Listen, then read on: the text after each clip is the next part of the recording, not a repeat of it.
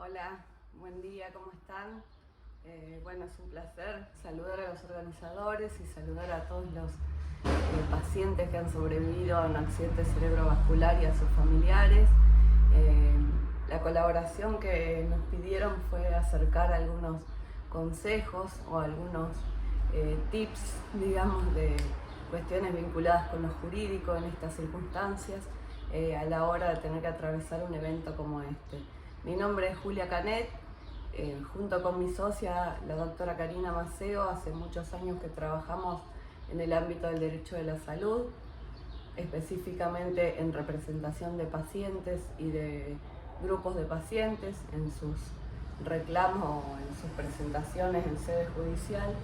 de manera que, lo que podemos aportar es nuestra experiencia en la gestión ante la justicia del reconocimiento de las prestaciones que se requieren para los pacientes en general, y en este caso en particular vamos a tratar de hacer referencia puntualmente a lo que puede tener que ver con la cobertura médico-asistencial en el caso de haber sufrido un accidente cerebrovascular. Tenemos que tratar de ser breves, así que en primer lugar vamos a señalar en el momento en que el evento ocurre, el paciente, sus familiares tienen que saber que tiene derecho a la cobertura del 100% de la internación. Esto incluye medicación, incluye intervenciones quirúrgicas que hubiera que hacerle, incluye anestesia, digamos, no debería tener que pagar ningún plus por ninguna razón en tanto se encuentra internado. Esta es una primera cuestión porque a veces aparecen sumas muy onerosas en algunas provincias, como la nuestra, Santa Fe. Nosotros estamos en Rosario, se paga solamente un 5% que es un sellado provincial. En otras provincias ni siquiera eso, pero eso sería lo único que tienen que abonar. No tienen que abonar descartables, no tienen que abonar medicación, no tienen que abonar ninguna prótesis de colocación interna, por ejemplo lo que son válvulas o cuando hay colocación de un stent. Todo eso lo debe proveer la obra social o empresa de medicina prepaga a la que se encuentren afiliados, sin importar cuál sea, sin importar si es prepaga u obra social. La ley no hace distinción. Hay un piso mínimo prestacional que está determinado en el programa médico obligatorio que todas ellas deben satisfacer. En segundo lugar, una cosa muy importante, y yo sé que es difícil en las circunstancias en que una familia está atravesando cuando algo así ocurre, pensar en lo burocrático, por así decirlo, pero esto que quiero señalarles es muy importante y les va a evitar después muchos dolores de cabeza, y tiene que ver con la tramitación del certificado de discapacidad. La ley 22.431 establece la manera de obtener ese certificado. En la práctica lo que deberían hacer en estas circunstancias es recurrir al hospital más cercano a su domicilio, el hospital público provincial me refiero. Allí funcionan las juntas de discapacidad generalmente. A veces tienen una oficina también independiente, pero lo más habitual es que funcionen dentro de los hospitales. Se puede también pedir por correo electrónico el turno para la obtención del certificado. El procedimiento es bastante sencillo. El día del turno el paciente debe presentarse, o la junta evaluadora, que está compuesta por 3 profesionales,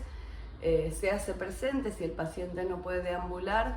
en el lugar donde se encuentre, ya sea domicilio o sea sanatorio, clínica u hospital. Evalúa al paciente y le extiende el certificado de discapacidad. Una cuestión en relación a esto y que genera a veces muchas dudas o muchas reticencias a la hora de avanzar en este trámite es que los pacientes suponen que eso está relacionado o es parecido o está vinculado con lo que tiene que ver con la capacidad para la vida civil. Sepan que el certificado de discapacidad no causa ningún perjuicio a la persona, ni en la toma de decisiones, ni en su posibilidad de de continuar trabajando siempre que pueda, como lo venía haciendo hasta ese momento. No tiene que ver con la jubilación, no tiene que ver con que haya otras personas que deban tomar decisiones por ello. Generalmente, anteriormente se hablaba de declaración de incapacidad cuando una persona no podía valerse por sí misma, o curatela. Eso es una cosa completamente diferente que tramita por otras vías y que nada tiene que ver con este certificado, que la única función que tiene es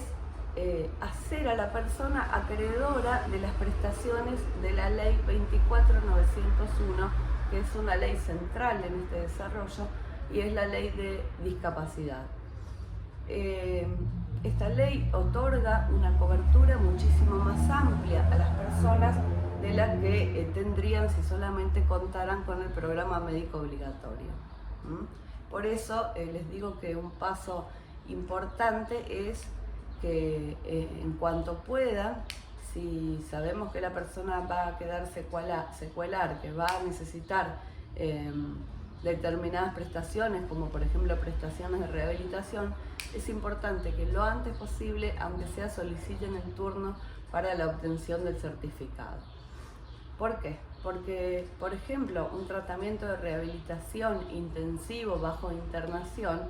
solamente va a tener cobertura por parte de la obra social o prepaga en el caso de que la persona tenga certificado de discapacidad. Lo mismo que cualquier otra prestación de rehabilitación, supongamos kinesiología, fisioterapia, lo que fuese, tienen una cobertura de acuerdo al programa médico obligatorio que no es del 100%. En tanto que teniendo certificado de discapacidad, esa cobertura se va a extender al 100%. Entonces, ya sea por correo electrónico, ya sea haciéndome presente en el hospital público más cercano al domicilio, solicitamos el turno y el día de la junta, en ese mismo día, la junta decide y otorga el certificado de discapacidad. Es bueno también que ese certificado sea presentado en las oficinas de la obra social o prepaga, generalmente con una notita donde le puedan poner un sello para que quede constancia de que lo recibieron. Una vez hecho esto, habrá que ver qué es lo que aconsejan los profesionales para el tratamiento de ese paciente. Es muy habitual que en los primeros meses posteriores al evento cerebrovascular se les indique internación para rehabilitación, es decir, una rehabilitación intensiva que se lleva a cabo durante el tiempo que los profesionales determinen, generalmente son algunos meses,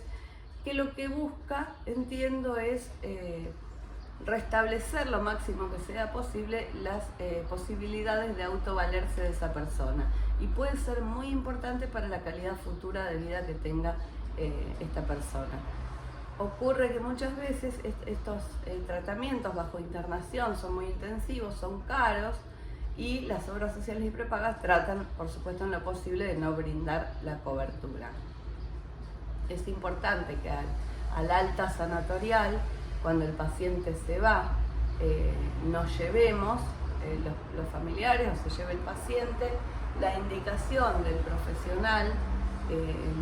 habitualmente es el neurólogo, pero puede ser otro profesional que lo haya atendido, donde diga expresamente que el paciente requiere, que al paciente se le indica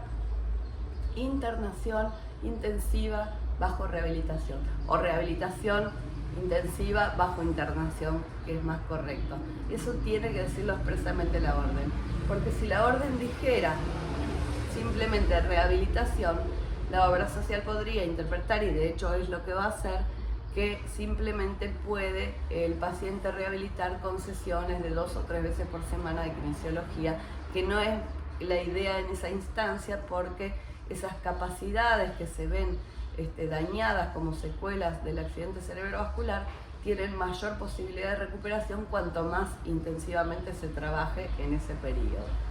Es decir, que debo pedir al médico, al profesional interviniente, que en forma expresa ponga que el paciente tiene que ser internado en una clínica de rehabilitación para trabajar de manera intensiva.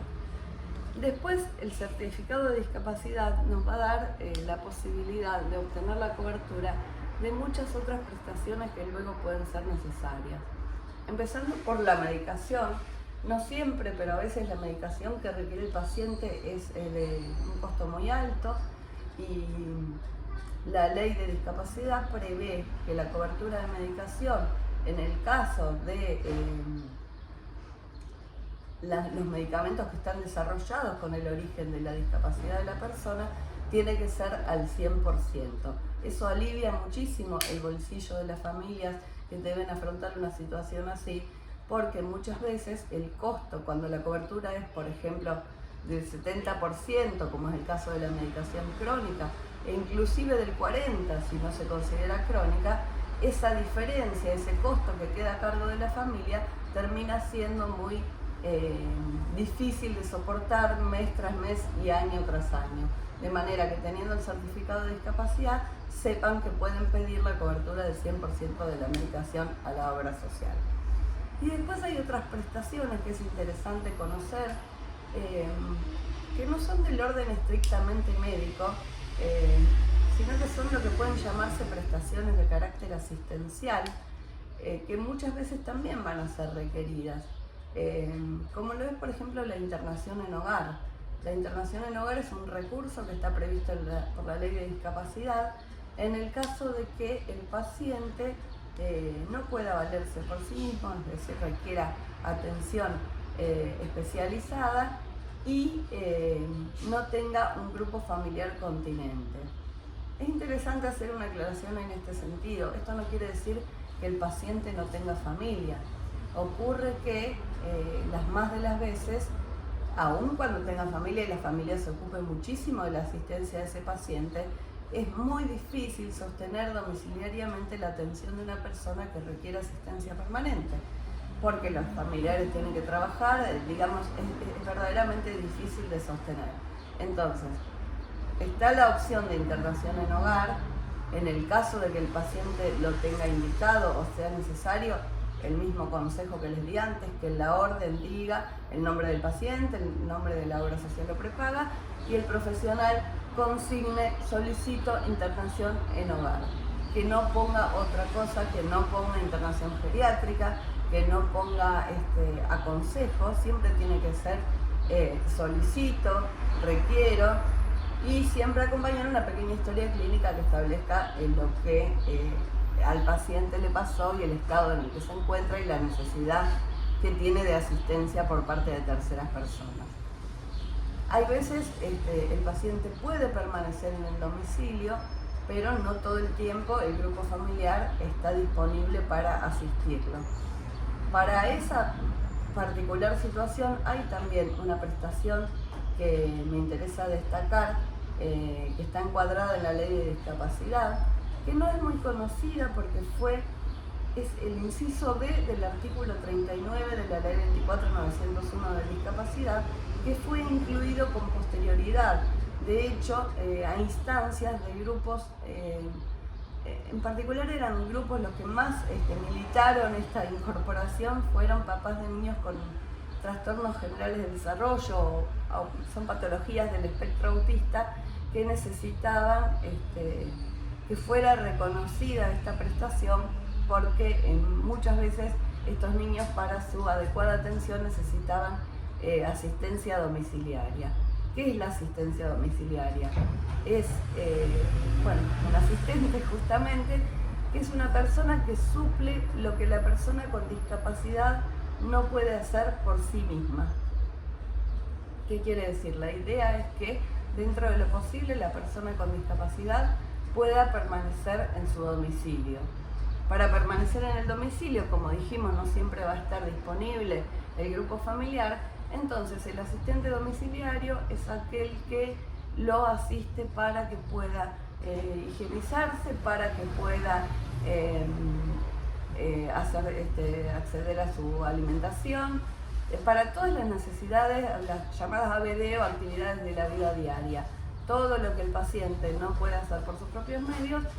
lo hará ese asistente domiciliario, y de esa manera el paciente va a conservar su autonomía, va a poder continuar viviendo en su domicilio y llevando a cabo las tareas necesarias para que en ese marco pueda llevar una vida digna.